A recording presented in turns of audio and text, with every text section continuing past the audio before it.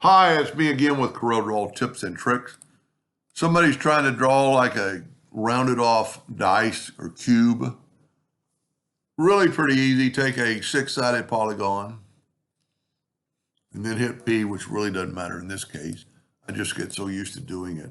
But what his problem is, he's having problems making the interior line curved, cornered out. So, because when you draw these two lines, they become one. So if we click on this line now, that's really one line. Well, when you add the next line, it doesn't become part of those lines. It's still separate.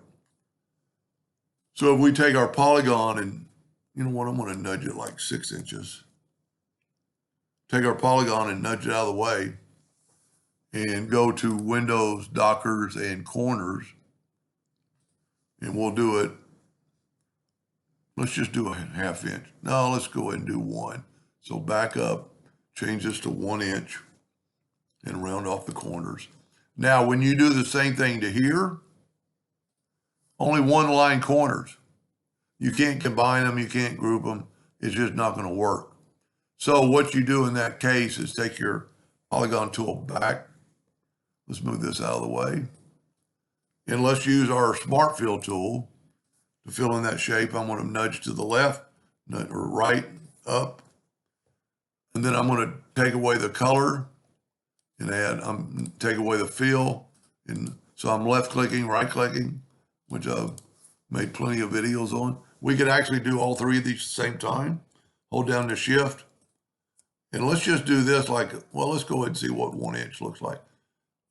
For some reason, it's going to look like more than it probably needs to be, but we're going to go with it. See, so now you have that inside edge. Now you can't just leave it.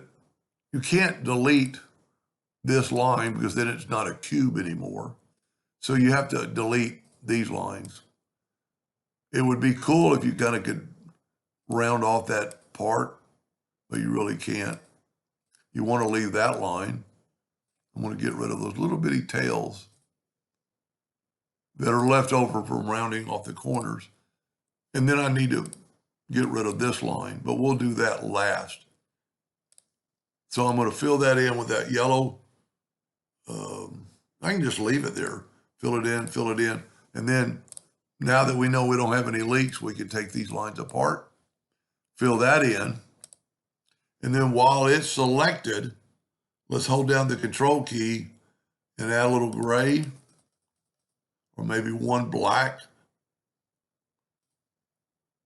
Okay, I did a no. I hit no fill. So just giving it a darkness. Now we need the lines back. So we're going to right click outline. That's about the same as my first one. I would maybe make the curve a little bit bigger on the top, but it does make it look like a cube. And I've got plenty of videos on how to put the dots. I don't even know if he's making a dice, but using the envelope tool to put dice numbers in there. But that's a pretty cool. Hope that helped him, and thank you for watching.